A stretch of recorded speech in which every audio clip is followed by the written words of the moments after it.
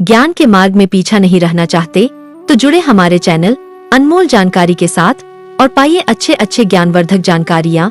मित्रों, धन्य है हमारे भारत भूमि जो आज भारत भूमि माता के गर्भगृह में दिव्य प्रकार के पेड़ पौधे हैं। मित्रों, हमारे भारत भूमि में आज भी ऐसे से पेड़ पौधे हैं जो कि चमत्कारों से भरे हुए हैं।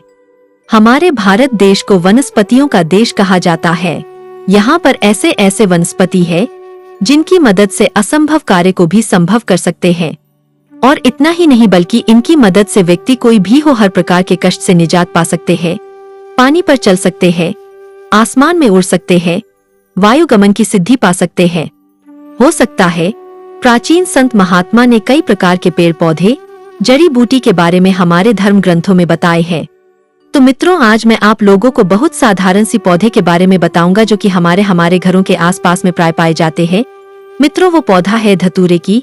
जी हाँ मित्रों, काले धतूरे की आज मैं आप लोगों को फायदा बताने वीडियो को पूरा जरूर देखने से जो फायदा बताऊंगा, यानी कि इसके जो तांत्रिक प्रयोग बताऊंगा, जो अलौकिक प्रयोग बताऊंगा, ये जानकारी शायद आपको आगे चल कर के काम आएंगे। नजदीक सावन मास आने वाले हैं और हम कई वीडियो में बोलते हैं कि सावन के दिन ही, जी हाँ मित्रों, सावन के दिन ही अगर कोई भी जड़ी बूटी लाया जाए या फिर कोई भी पेड़ पौधे को निमंत्रण देकर के लाया जाए तो उनका दिव्य जो प्रभाव होता है, दिव्य गुण होता है, वो बढ़ जाता है और अपना पूर्ण प्रभाव दिखाते हैं।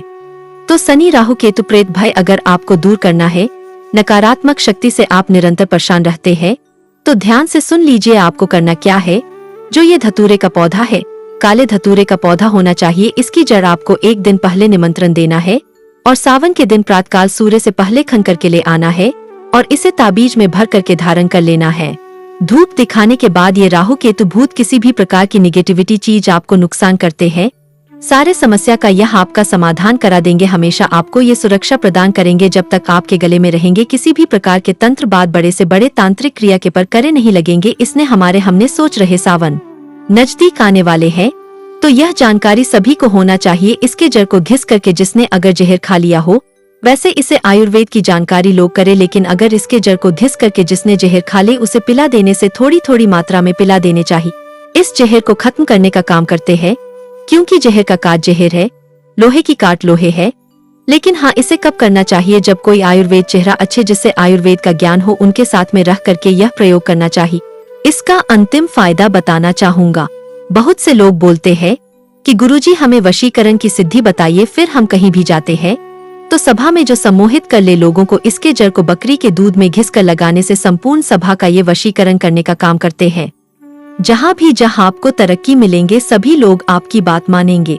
वशीकरण का मतलब ऐसा नहीं है किसी को नुकसान पहुंचाना, यानी कि सामने वाले आपको देखकर के विषय हो जाएंगे और आपकी बात सुनेंगे, आपकी बात को मानेंगे। तो इस प्रकार के पेड़ पौधे हमारे भारत भूमि में आज भी है, जो कि ज्ञान की धरोहर है, जो कि दिव्य शक्तियों को लेकर के अपने साथ में समाहित बिल्कुल तो ये चमत्कारों से भरा हुआ है पेड़ पौधे, लेकिन इनके बारे में हमें पता नहीं होता। मैं अनमोल जानकारी चैनल के माध्यम से पेड़ पौधे की जानकारी शेयर करता हूं, ताकि इस जानकारी का प्रयोग आप भी अपने आने वाले समय में जीवन में या फिर अन्य लोगों को जरूर बताइएगा। चलिए कुछ और जानकारी मैं आप लोगों को बता देता हूं, ताकि आपके आने वाला जीवन सुखमय से गुजरे। दोस्तों, भगवान शंकर ने रावण को बताया धनवान बनने का गुप्त रहस्य, वही जानकारी आप लोगों को अपनी बताने का प्रयास करूंगा। दोस्तों, इंद्रजाल एक ऐसा प्राचीन बुक है जिसमें भी जानकारी आपको पढ़ने को मिल जाएंगे। साधारण जानकारी बताता हूँ जो जानकारी से आपका भला। तो रावण को भगवान शंकर ने धनवान बनने की जो 3 गुप्त रहस्य बताए थे, वही रहस्य आप लोगों को तांत्रोक्त वही रहस्य इस वीडियो के माध्यम से आप सभी दर्शकों को बताने की प्रयास करूंगा। छोटी सी जानकारी है, वीडियो को पूरा जरूर देखना। जानकारी पसंद आया तो वीडियो को लाइक करना, हमारे चैनल को सब्सक्राइब करना। कोई भी डाउट है मन में तो कमेंट बॉक्स में जरूर पूछना। ऑनलाइन आने पर मेरे द्वारा, यह मेरी टीम के द्वारा बिल्कुल है, आपकी मदद की जाएगी। तो भगवान शंकर ने रावण को बताया कि ऐसे स्थान जहाँ पे का स्नान कर रहे हो, ध्यान से सुन लीजिए मित्रों, ऐसे स्थान जहाँ पर कवा स्नान कर रहे हो, उस स्थान की पानी ला करके अगर घर में इसका छींटा मारा जाए तो कितना भयंकर घर में तंत्र बाधा हो, कितना भी भयंकर घर में गरीबी क्यों न हो, दरिद्रता देवी घर में प्रवेश क्यों न कर गए हो, वह दरिद्रता देवी घर से बाहर भाग जाती है, वह तंत्र बाधा घर से समाप्त हो जाते हैं। उस घर में लक्ष्मी आकर के निवास करती है, वह घर पवित्र हो जाते हैं और इस उपाय से शनि की साधे साती और अढ़ैया समाप्त हो जाती है। तो जहाँ पर कौवा ने स्नान किया हो या स्नान कर रहे हो, उस स्थान का पानी लाकर के घर में अवश्य छिड़कना। इससे तेजी से हमारे घर में अन्न धन की बढ़ोतरी होती है। दूसरा प्रयोग बताए कि जहाँ पे गिलहरी लोट-पोट करके खेल रहे हो तो आपने देखा होगा जो गिलहरी होता है कभी कभी लोट-पोट करके खेलते हुए नजर आते हैं, तो उस स्थान की धूल, उस स्थान की चुटकी भर धूल आपको लेना है और इससे धन पेटी में व्यापार, जो जहाँ पर आप व्यापार कर रहे हैं वहाँ पर जो धन रखते हैं, धन स्थान है, अलमारी पेटी है, वहाँ पर थोड़ी थोड़ी मात्रा में धूल छिड़क देना है। तो इस उपाय से भी लक्ष्मी जो है प्रसन्न होती है, हमारे घर में प्रवेश करते हैं, स्थायी लक्ष्मी की प्राप्ति होती है, न समाप्त होने वाला धन प्राप्त होता है, ऐसा हमारे तंत्र जानकारी में मिलता है। इसी के साथ में जहां आप तत्काल देख रहे हैं कि सांप अपना केचुल छोड़ रहे, जो जहरीला सांप होते हैं जैसे कि कोबरा है, या फिर जो जहरीला सांप हो जिसमें ज्यादा जहर पाया जाता, फिर ऐसे सांप जिसमें जहर नहीं पाया जाता, इसका केचुल आपको नहीं लाना है। ऐसा सांप जिसमें जहर पाया जाता, जहरीला सांप, ऐसे सांप अपने अगर केचुल निकालते हुए आपको नजर आ रहे हैं तो इसके केचुल हो जाते हैं, उसी टाइम लाना, गंगाजल छिड़क करके इसे धन पेटी में रख देना, लाल कपड़े में लपेट करके। इस उपाय से भी तेजी से हमारे घर में धन आता है। और ये जानकारी भगवान शंकर ने रावण को तंत्र शास्त्र में बताया है। तो आज मैं आप लोगों जो जानकारी बताया हूँ, इस जानकारी तंत्र के आधार पर बताया हूँ। जो तांत्रिक उपाय होते हैं, तो जो तांत्रिक वस्तु होती है, जिस प्रकार जो लोहे होते हैं, ये चुंबक की तरफ स्वयं खींचे चले आते हैं, ठीक इसी प्रकार जो तांत्रिक वस्तु होते हैं या लक्ष्मी को खींचने का काम करते हैं, लक्ष्मी को आकर्षित करता है और धन आने के कई मार्ग होते हैं। ऐसा धन आने के बहुत सारे मार्ग होते हैं, किसी न किसी माध्यम से ये धन को खींचते रहेंगे। मित्रों, धर्म शास्त्र में धन प्राप्ति करने का बहुत सारे साधन बताए हैं, जिसमें के तंत्र है, मंत्र है, यंत्र है, जड़ी बूटी है, पेड़ पौधे, जिसमें आपको जो भी आसान लगे, सरल लगे, वह उपाय अवश्य करना, वह प्रयोग अवश्य करना। आज मैं आप लोगों को जड़ी बूटी के माध्यम से धन प्राप्त करने का, पेड़ पौधे के माध्यम से धन प्राप्त करने का सबसे सरल सहयोग बताऊंगा, क्योंकि पेड़ पौधे पर देवी देवता निवास करते हैं। अलग अलग वृक्ष में अलग अलग प्रकार के देवी देवताओं की शक्ति, जैसे कि पीपल के वृक्ष पर माँ लक्ष्मी, भगवान विष्णु जी निवास करते हैं, किले पर भगवान विष्णु जी, हल्दी पर समस्त देवी देवता, गुलर के जो वृक्ष है इसमें नरसिंह जी, तथा जो कमल होता है मित्र, इसमें साक्षात माँ लक्ष्मी निवास करती है। तो आज मैं आप लोगों को इन्हीं के कुछ चमत्कारिक प्रयोग बताऊंगा, किस प्रकार से धन प्राप्त करने में आपकी मदद करेंगे ये भी बताऊंगा। अगर आप भी जल्द धनवान बनना चाहते हैं, जल्द धनवान बनने का सपना देख रहे हैं, तो पीपल के पत्ते अपने घर में स्वास्थ्य बना करके अवश्य रखा करें और सबको लाल चंदन से स्वास्थ्य बना करके पीपल के पत्ते को घर की तिजोरी में या फिर घर के मुख्य द्वार पर कलावा बांध करके फिर माला बना करके अवश्य टांगना चाहिए। इसे लक्ष्मी हमारे घर में प्रवेश करते हैं। लक्ष्मी का बंधन है केले का जो फूल होता है। ध्यान से सुन लीजिए वीडियो को। जो केले का जड़ होता है धन आकर्षित करने का काम करते हैं। अगर कोई भी व्यक्ति केले का फूल अपने घर में लाकर के स्थापित करता है, धन पेटी में रखते हैं, पूजन स्थान में रखता है, या फिर जहाँ पर आपस में बहुत से लोग बैठते हैं इसी स्थान पर रखते हैं, तो यह धन वृद्धि करते हैं, धन का बरगद करता है। तीसरा है हल्दी का फूल। हल्दी का फूल मिलना वैसे दुर्लभ होता है। अगर आपको सौभाग्य से हल्दी का फूल मिल जाता है, वैसे मिल जाते हैं, तो हल्दी के फल को भी धन खींचने का चाबी कहा जाता है।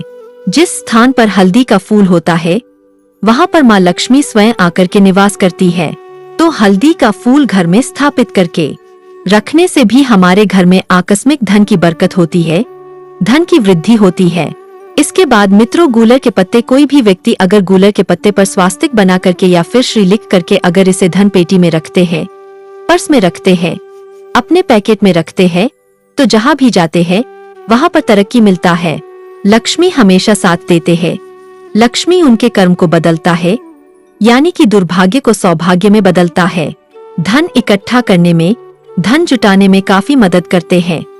इसके बाद अंतिम है मित्रों कमल की जड़। क्योंकि माँ जो लक्ष्मी कमल पर निवास करते हैं, तो कोई भी व्यक्ति कमल की जड़ अपने पास में रखते हैं, तो इसे लक्ष्मी कृपा समझा जाता है।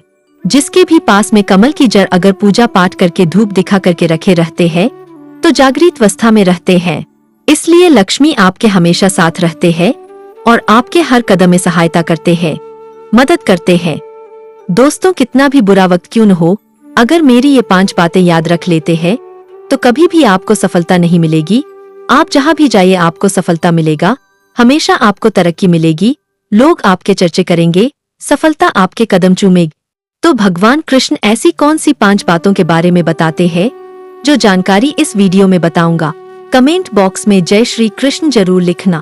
और हाँ, अभी तक मित्रों हमारे वीडियो को लाइक नहीं किया तो वीडियो को लाइक जरूर कर दीजिए और इससे जुड़े अपने दोस्तों यारों में शेयर कर दीजिए ताकि उन्हें भी यह जानकारी प्राप्त। भगवान श्री कृष्ण कहते हैं कि जब दुश्मन शक्तिशाली हो तो सीधे लड़ाई करने की बजाय कूटनीति से लड़ना चाहिए।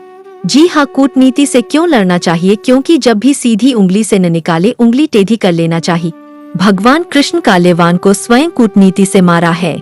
शत्रु बलवान हो तो कूटनीति का प्रयोग करना चाहिए और आप सभी दर्शकों को पता है कि कालेवन कितना ज्यादा शक्तिशाली था। दूसरा, भगवान श्री कृष्ण कहते हैं कि साहस और धैर्य कभी मत खोना। जी हाँ, साहस और जो है धैर्य आपको कभी नहीं खोना है। साहसी व्यक्ति हमेशा जो सफलता जरूर हासिल कर दे, बस थोड़ा सा आपको जो टाइम लगेंगे, लेकिन अपने घर अपने साहस कभी नहीं खोना चाहिए। तीसरा, भगवान श्री कृष्ण कहते हैं कि असहाय और दीनहीन, जी हाँ, असहाय और दीनहीन की जरूर मदद करना चाहिए। दूसरे की जो व्यक्ति मदद करता है, भगवान स्वयं उसकी मदद करता है। चौथा, भगवान कृष्ण कहते हैं कि दुश्मन को कभी भी छोटा समझ करके छोड़ने की भूल मत करना चाहिए। एक छोटा सा सांप बड़े से हाथी को मार गिराता है। इसके साथ ही पांचवे जो है, भगवान श्री कृष्ण कहते हैं कि हमें अपने कल की परवाह करने की बजाय आज की सोचना चाहिए। इसलिए शुभ कार्य करने में विलंब नहीं करना चाहिए और अशुभ कार्य को जितना हो टालने का प्रयास करना चाहिए। तो आशा करता हूँ दर्शकों, भगवान श्री कृष्ण ने जो जानकारी बताई, इस जानकारी से आपका कितना भी बुरा समय क्यों न चेहरे हो, बिल्कुल आपकी किस्मत और भाग्य दोनों आपके साथ जरूर देंगे। तो ये थी छोटी सी जानकारी। दर्शकों, ये जानकारी कैसा लगा हमें जरूर बताइएगा। रखने के लिए धन्यवाद। नमस्कार।